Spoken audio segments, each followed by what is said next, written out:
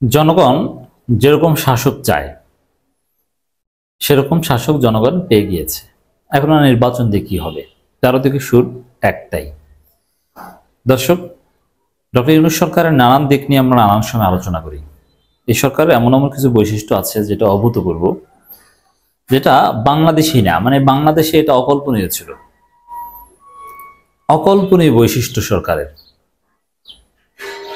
যেটা ইউরোপ আমেরিকায় বা উন্নত দেশে স্ক্যান্ডিনেভিয়ান কান্ট্রিজগুলোতে, ইউরোপের কিছু সভ্য দেশে আমরা দেখি, বাংলাদেশে একদম অসম্ভব। তা মানুষ এতে আরো বেশি ইমপ্রেসড, আরো বেশি বলছে যে কিসের নির্বাচন, আমরা তো আমাদের কাঙ্ক্ষিত লোকদের পেয়ে গিয়েছি। দর্শক, একটা ছবি ভাইরাল হয়েছে যেখানে আমরা দেখতে পাচ্ছি বাংলাদেশ সরকারের একজন উপদেষ্টা ফুল মন্ত্রীর মর্যাদা এবং অতি গুরুত্বপূর্ণ মন্ত্রী, এবং এই মন্ত্রণালয়ের দায়িত্ব অতীতে প্রতিমন্ত্রী হিসেবে যারা দায়িত্ব পালন করেছে, লেট অ্যালোন ফুল মন্ত্রী, তাদের ইউরোপ আমেরিকায় বাড়িঘরের অভাব নেই। কিন্তু এই ৮ মাসে যে সফলতা দেখিয়েছেন,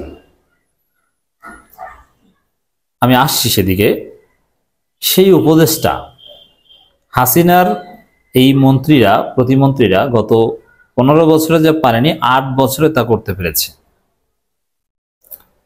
সেই উপদেষ্টাকে আমরা দেখতে পাচ্ছি মেট্রো রেলে দাঁড়িয়ে আছেন। আপনি চিন্তা করেন, বাংলাদেশের কোনো মন্ত্রী তার মন্ত্রিত্ব থাকা অবস্থায় মেট্রো রেলে চলাফেরা করবেন, আপনি কল্পনা করতে পারেন? তাও দাঁড়িয়ে দাঁড়িয়ে। মানে কিভাবে যে সে যেখানে যাবে রাস্তাঘাট ক্লিয়ার করার জন্য কয়েকশো পান্ডা থাকবে তার সাথে, আর পান্ডা ঠান্ডা না থাকলেও সরকারি পুলিশ তো থাকবে, আর সে দাঁড়িয়ে থাকবে। এটা কেউ কল্পনা করে? সবাই তার পায়ের উপর হুমড়ি খেয়ে পড়বে, স্যার স্যার একটু পায়ের ধুলো নেওয়ার চেষ্টা করবে।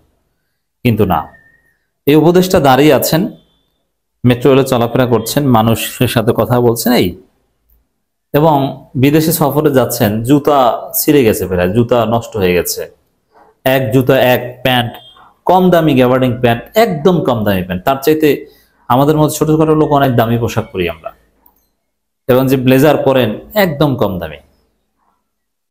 চলাফেরার কোনো সিকিউরিটি বা ওইরকম সিরিয়াস কিছু না।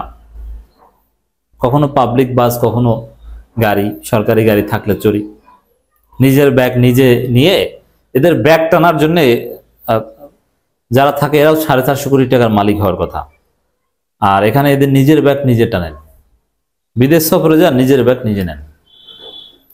আচ্ছা, এত এত সুন্দর সরকার পেতে মানুষ কেন নির্বাচন চাইবে? কুত্তা কামড়াইছে মানুষকে, এই জন্যই জনগণ নির্বাচন চায় না।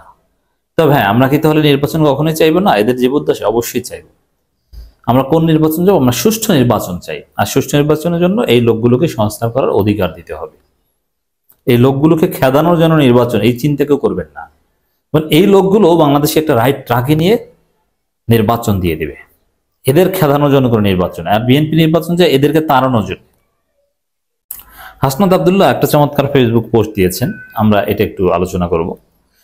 আমরা অন্তর্বর্তীকালীন সরকারের সমালোচনা করি, তবে সমালোচনার পাশাপাশি এই সরকারের ভালো কাজেরও প্রশংসা করা উচিত। সে আলোচনায় কিছু উপদেষ্টার কাজ এবং উদ্যোগ বিশেষভাবে উল্লেখযোগ্য। মাননীয় উপদেষ্টা ফজলুল কবির খানের লক্ষণীয় প্রচেষ্টা নিঃসন্দেহে প্রশংসাযোগ্য।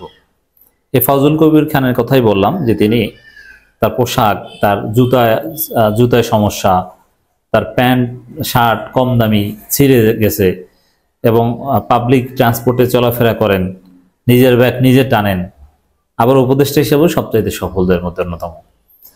যেমন ধরুন, দেশের বিদ্যুৎ ও জ্বালানি খাতে বকেয়া পরিশোধের পরিমাণ ছিল 3.2 বিলিয়ন মার্কিন ডলার। অন্তর্বর্তী সরকার দায়িত্ব গ্রহণের পর উপদেষ্টা ফজলুল কবির খানের নিরলস প্রচেষ্টায় তা কমিয়ে এনে প্রায় 800 মিলিয়ন ডলার এসে দাঁড়িয়েছে। অভাবনীয় সাফল্য, অকল্পনীয় সাফল্য। আপনি চিন্তা করেছেন, 3.2 বিলিয়ন থেকে এই কয়েক মাসের মধ্যে মাত্র 800 মিলিয়নে নামিয়ে এনেছেন।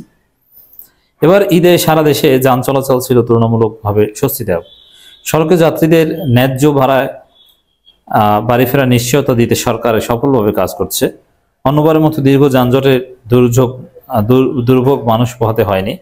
ট্রেনের টিকিটের জন্য দীর্ঘ লাইনের ভোগান্তিও দেখা যায়নি।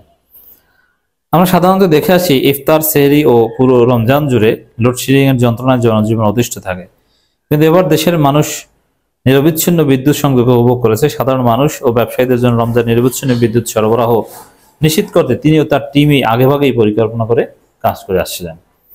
দীর্ঘদিন ধরে তিলে তিলে ধ্বংস হওয়া রেল খাতকে বাঁচাতে উপদেষ্টা ফজল কবির খানের বিভিন্ন উদ্যোগের প্রশংসা আমাদের করা উচিত। রেলকে দুর্নীতিমুক্ত, যাত্রীবান্ধব ও আধুনিক করার পাশাপাশি এটিকে লোকসানের অভিশাপ থেকে মুক্ত করাও অন্তর্বর্তী সরকার অন্যতম লক্ষ্য। ফজল কবির খান সেই লক্ষ্যে নিরলসভাবে কাজ করে চলছেন। তিনি যখন নিজে রেলে চড়ে অফিস করেন তখন মনে হয় তিনি সত্যি সঠিক ট্র্যাকে আছেন। অভাবনীয় বৈশিষ্ট্য, জনগণ তাদের পছন্দের সরকার পেয়ে গেছে, নির্বাচন দরকার নেই। এই সরকারে অভাবনীয় বৈশিষ্ট্য, নির্বাচন দরকার নেই বলতে এই সরকারকে তাড়ানোর জন্য নির্বাচন হয়, নির্বাচন হয় বাংলাদেশকে রাইট ট্র্যাকে নিয়ে যাওয়ার জন্য, সংস্কারের পর। তিনি ঘোষণা দিয়েছেন যে রেলের হাসপাতালগুলোতে এখন থেকে শুধু রেলকর্মী নয়, সাধারণ মানুষও চিকিৎসা সেবা পাবেন। স্বাস্থ্য মন্ত্রণালয়ের সঙ্গে সমঝোতা স্মারকের মাধ্যমে এই উদ্যোগ বাস্তবায়ন হবে। এতে সাধারণ মানুষের জন্য সরকারি সেবা পাওয়ার সুযোগ আরও বাড়বে। সন্দ্বীপের মানুষের যোগাযোগ ব্যবস্থা উন্নত করেন তিনি। যেসব উদ্যোগ সেগুলো সফল করতে সব রাজনৈতিক দল ও নেতাকর্মীরা একত্রিত হয়ে সরকারকে সহযোগিতা করছেন। স্বাধীনতা 53 বছরে কেউ সন্দ্বীপের জন্য কাজ করেনি, শুধু মিথ্যা আশ্বাস দিয়েছে, কিন্তু তিনি সত্যিকার অর্থে সেখানে কাজ করছেন। তবুও নিজের নামে স্মৃতিচিহ্ন রাখছেন না, উদ্বোধনী অনুষ্ঠানে বড় করে নাম লেখাচ্ছেন না, বাহাদুরি দেখাচ্ছেন না, কারণ তিনি বিশ্বাস করেন কাজেই মানুষ বড় করে, বাকি সব বড়, কোনো শো অফ নেই। বাংলাদেশে গ্রামগঞ্জে যুগের পর যুগ ধরে বিদ্যুৎ সংযোগ থাকলেও লোডশেডিং যেন ছিল নিয়তির মতো। এই বাস্তবতা শহরে কাজ ঘেরা দপ্তর পেরিয়ে কখনোই নীতি নির্ধারকদের কানে পৌঁছায়নি। গ্রীষ্মের দাবদাহে একটি ফ্যানের বাতাস নিম্ন আয়ের মানুষের জন্য ছিল বিলাসিতা। সে প্রেক্ষাপটে ফজল কবির খান যখন বলেন লোডশেডিং হলে আগে ঢাকায় হবে, পরে গ্রামে, তখন দেশের মানুষ আশান্বিত হয়। আমরাও চাই গ্রামীণ মানুষের প্রতি অবহেলার আশপাক, কাঠামোগত বৈষম্যের অবসান হোক। এত সুন্দর সরকার চাইতে মানুষ নির্বাচন কেন চাইবে বলেন? ব্যক্তিগতভাবে আমি সবচেয়ে মুগ্ধ হয়েছি যখন তিনি বলছেন সড়কে যাত্রীদের নিরাপদ চলাচলের দায়িত্ব সরকার নিচ্ছে। সড়ক দুর্ঘটনা সরকারি সংস্থার দায় থাকলে আইনগত ব্যবস্থা নেওয়ার ঘোষণা তিনি দিয়েছেন। যেখানে আমাদের সংস্কৃতি হলো দায় না নেয়ার, সেখানে এই ঘোষণাটি এক অভূতপূর্ব পরিবর্তন ইঙ্গিত বহন করে। আগামী বাংলাদেশকে পথ দেখিয়ে নিতে ফজল কবির খানকে ধন্যবাদ। তরুণ প্রজন্ম কি পারবে তার কর্মোদ্যম, সততা ও দেশপ্রেমকে ধারণ করে বাংলাদেশে হাল ধরতে? এই আত্ম অনুসন্ধানেই আমাদের জন্য সবচেয়ে জরুরি। দর্শক, এই ফজল কবির খানের দৃশ্য আপনাদের দেখালাম, বললাম এরকম এই সরকারের বেশিরভাগ উপদেষ্টা এরকম, বেশিরভাগ উপদেষ্টা। এই আসিফ নজরুলের সমালোচনা করে, আসিফ নজরুলের প্যান্ট নেই, আসিফ নজরুল বাদ দিলাম। এই যে শিক্ষা উপদেষ্টা সিআর আবরার, তিনি জানেন কতটা সৎ। আমার জীবনে দেখা অন্যতম সৎ মানুষ চৌধুরী রফিকুল আবরার, শিক্ষা উপদেষ্টা। এই যে আদিলুর রহমান খান শুভ্র, এরা কতটা সৎ আপনি জানেন? আসলে কোনো নির্বাচনের মাধ্যমে এত সৎ লোক বের হয়ে আসে কিনা সন্দেহ আছে, কারণ ভালো মানুষ রাজনীতি করে এই সংখ্যাটাই কম। আশিক চৌধুরীদের মতো যোগ্য লোক নির্বাচনের মাধ্যমে পাবেন, মানুষ কেন নির্বাচন চাইবে? অভাবনীয় বৈশিষ্ট্য এই সরকারের।